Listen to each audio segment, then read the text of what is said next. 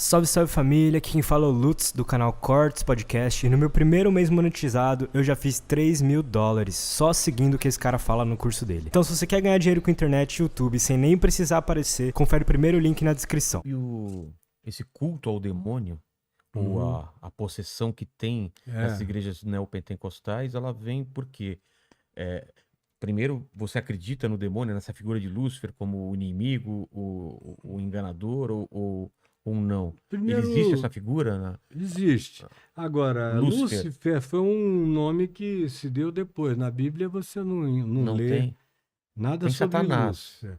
Satanás, diabo e as terminologias dos povos em volta de Israel, que era Belzebu, era Baal, Astarote, Moloque. Tudo demônio. Todas essas figuras interpretadas, inclusive por Paulo, como figuras espiritualmente demoníacas, porque eram figuras que demandavam, faziam barganhas. Aí você tinha que oferecer um filho, oferecer uma filha, tinha que fazer grandes barganhas para grandes negócios. E isso sempre foi demoníaco, mesmo no espírito do judaísmo. Isso era considerado totalmente maligno. E agora, a figura de Lúcifer, ela aparece como referente a Jesus, a estrela da manhã. Então. É Jesus. Não era o demônio. Ele ganhou essa alcunha, foi transferido de Jesus, do Cristo, a estrela da manhã, para Satanás por uma hermenêutica pentecostal. Um erro de interpretação? Total. Por quê? E que ganhou, porque não tem conhecimento. Não, mas baseado em que trecho? Baseado na ideia de que ele é o estrela da manhã, queria ser maior como do que Deus, queria chegar primeiro, queria iluminar antes de tudo, queria... Essa coisa aí do supremacismo é que, sobre Deus, né? Entendi. É que foi criando essa figura. Mas não existe essa figura desse anjo? Designado assim, não. E nem tem tampouco a ideia da figura de Satanás e do diabo.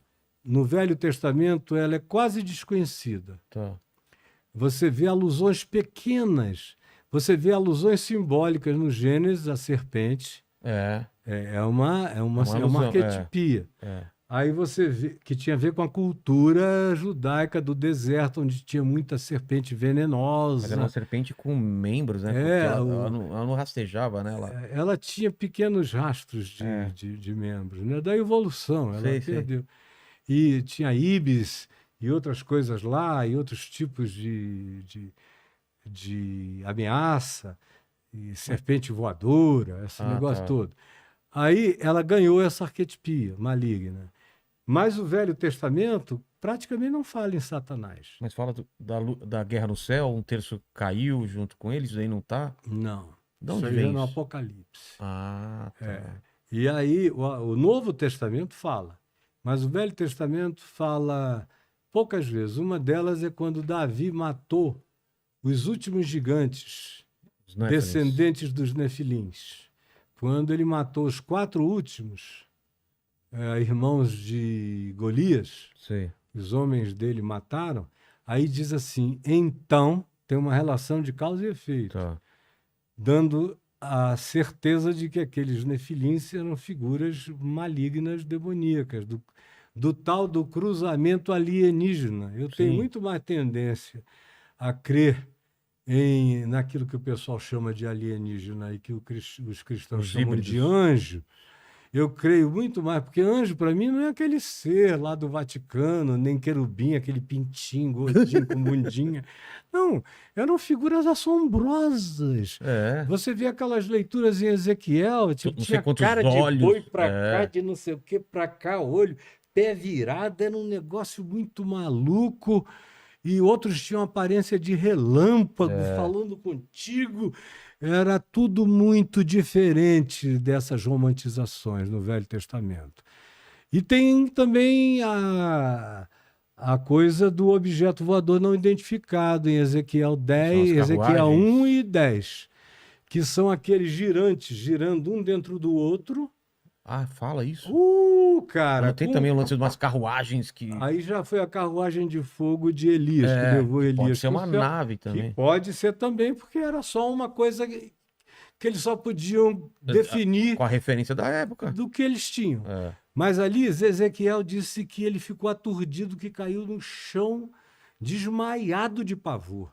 Aí ele acorda e ele vê aquela coisa brilhosa, com uma roda girando dentro da outra, pequenos olhinhos em volta e cambotas sobre as quais estavam apoiadas.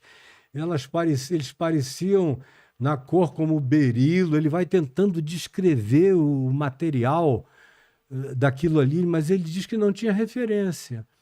Aí o que é que acontece? Esses seres que saem, que se comunicam com ele, é que dão a mensagem do livro de Ezequiel todinha.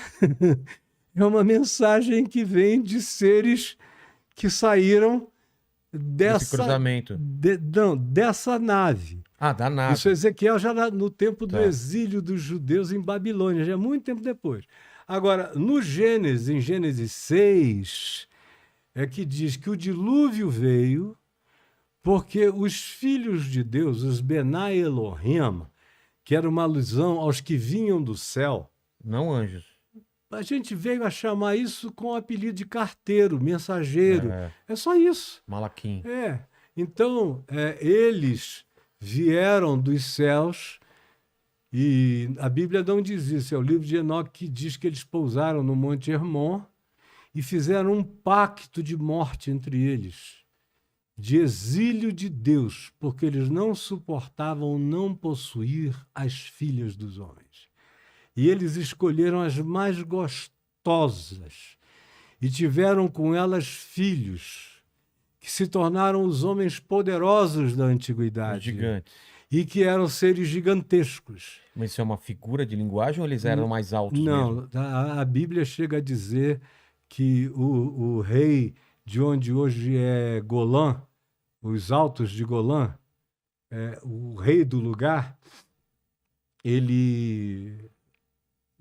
a cama dele de ferro puro tinha 5,10 metros de comprimento e 2,80 de largura. E a gente fica atribuindo muita idiotice ao povo da antiguidade, era tudo que eles não eram, né? Você vê a neurologia egípcia, segundo os mesmos aparelhos, nas mesmas formas que a gente usa hoje, só de outros materiais e mais toscos. Eles tiravam a calota craniana, faziam intervenções de várias naturezas, eram altamente científicos. Só tinha um detalhe a mais, eles criam em paranormalidade, a nossa ciência nem tanto. Então, e para eles chamavam isso de magia, que eram os poderes sutis da mente. Mas os nefilins se tornaram o que são... A mitologia grega conta a história todinha dos semideuses. Seriam isso. Todos. O Flávio Josefos, escrevendo nas antiguidades, ele diz aos gregos e aos romanos: o que vós chamais de deuses, semideuses, demiurgos, tal, são os filhos das mulheres humanas com os Benai Elohim. Ou seja, o que ele está dizendo, ele validava o que os gregos chamavam e criam como sendo realidades, ele validava. Os Nazca aqui, o Viracochas, que criou a cultura Nazca, que pré-inca. Que tem aqueles desenhos no deserto enormes. Isso, ele é chamado Viracochas, porque ele veio com as ondas do mar. E a descrição é de um ser grande, maior do que todo mundo, e que ensinou ciência, culturas variadas a eles. A mesma coisa você vê entre os celtas. A mesma coisa. Se repetem, né? A primeira dinastia do Egito atribui o início do Egito a essas figuras de semideuses. E assim você vê no Oriente Médio todo, você vê na Índia. E se você vê ao mesmo tempo culturas que são afastadas geograficamente, simultaneamente fazendo as mesmas exatamente. coisas. Pirâmide aqui, pirâmide ali. Nos mesmos alinhamentos. Isso é muito maluco. E para mim, o Eric von Braun eram os deuses não astronautas. estava completamente certo em todas as conclusões, mas a premissa dele tem uma validade extraordinária. Que a premissa é a seguinte: será que o que a nossa cultura chama de anjos e deuses não seriam, porventura, visitantes de outras dimensões ou de outros planetas? Para mim, é muito mais um negócio multidimensional. Ah, é? Eu creio no visitante da mesma ordem planetária também, da mesma ordem universal da gente. Mas por causa do Novo Testamento, eu fiquei com uma facilidade enorme em crer na física da teoria das cordas, que são lâminas dimensionais que vibram de uma maneira... do lado da outra. De modo que, às vezes, você vê, mesmo quando você vê detecção desses seres em radares, desses entes em radares, você vê que, às vezes, eles entram em cena e, às vezes, eles saem de cena.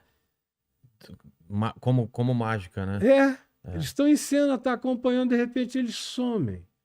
E, às vezes, o visualizador, continua vendo, mas o radar já não capta, como se ele tivesse sido transposto por uma nova camada dimensional, onde tem sombra dele sendo visibilizada. Exato. Então, para mim, nesse universo, praticamente tudo tem explicação. E na Bíblia, só Deus não tem explicação. O resto, tudo tem explicação. Então abre uma porta para que realmente esses deuses, demônios e semideuses e os Nephilims, eles sejam os demônios, por exemplo. Demônios. No livro de Enoque, que teve uma influência enorme. Que é um apócrifo. É um pseudoepígrafe. O que é isso? É quando se toma o nome de uma figura famosa de um outro tempo e se atribui a autoria do texto àquela pessoa. Então, Enoque é o 7º depois de Adão. Foi arrebatado, que andou com Deus e tal, e viu que ninguém tinha visto, enfim. E ele é o cara que vem antes do dilúvio. Depois vem Lameque, filho dele, depois vem Noé e o dilúvio. E o dilúvio vem por causa dos experimentos. Literalmente se diz, por que os Benai Elohim se deitaram com deitaram e os seus filhos alteraram a natureza de todas as criaturas que andavam pela terra. Caramba. Não apenas seres humanos, mas o mundo fizeram inteiro experiências virou genéticas. A ilha do Dr. Monroe. É aquela loucura doida. Aí, por isso vem essa história de separa. Sim. Agora, é claro que a Arca de Noé não foi uma só. Não dava para pôr todos os animais um de banco cada genético. Não, mas é um banco genético. Você vê culturas diferentes com a mesma história. De esse alagamento. Dos seus Noés locais. Que sobreviveram com revelação semelhante, de construir uma coisa que aguentasse o dilúvio.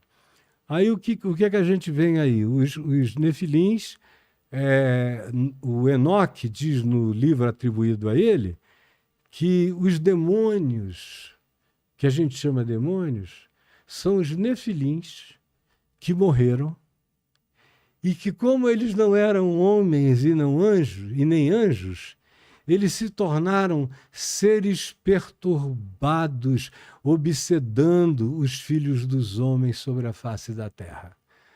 Eu acho essa uma descrição muito interessante de onde procedem os demônios. Agora, é claro que, para mim, 98% do que as pessoas chamam demônio, a gente trata com psiquiatria, com terapia, com um monte de coisa. Agora, que eu creio em demônios, eu creio. Eu já tive encontros bárbaros com seres demoníacos, quando eu era pastor em Manaus, especialmente, porque o amazonense antigo, que já não é o de agora, ele tinha um olhar totalmente animista do mundo. Então, as árvores tinham espíritos, o rio era uma herança indígena e cabocla. Então, o mundo deles era muito mais lotado disso. Agora, eu vi estudante de medicina assistindo aula de anatomia ficar possesso na classe, quebrar a classe inteira, me encher o professor de cacete e me chamarem lá. E eu nunca tive medo disso mesmo, né? E não vou nem falar o que eu ia falar. Pode falar. Aí eu botei muito demônio. O demônio corria assim, tipo para me baianar. Para já pegar. E aí eu só entrava ali e jogava o peso todo em cima, o cara ia com a boca no chão. Eu digo, não vem tirar onda comigo, nem de um lado, nem do outro. Você vai apanhar dos dois lados, fica aí na tua. 100 quilos em cima. E eu não quero discutir. Mas o que era? Não discuto com o demônio. Você acha que era demônio mesmo? Absolutamente, cara. Você vê com uma força sobrenatural. O sujeito botar um espinho de tucumã aqui pela pele. Caramba! Saindo aquele espinho preto assim na tua cara. Você vê o sujeito começar, claro que um paranormal iria dizer, não, isso é uma hiper, super paranormalidade. O cara começar a descrever o que está acontecendo nas casas dos vizinhos. E por curiosidade eu mandava checar. Estava tudo acontecendo. E era verdade. Tudo verdade. Então, qual a explicação? E aí, um super paranormal iria dizer que o cara viajou, se projetou e chegou e tal. O espírito dele. Mas, meu Deus, eu tenho muitas convicções que aliam ciência com espiritualidade, que me dão um conforto total para dizer o que eu estou dizendo aqui, na UNB, na USP, na Unicamp ou em Harvard. Porque eu tenho provas do que eu digo. E nem sempre provas factuais, mas algumas factuais.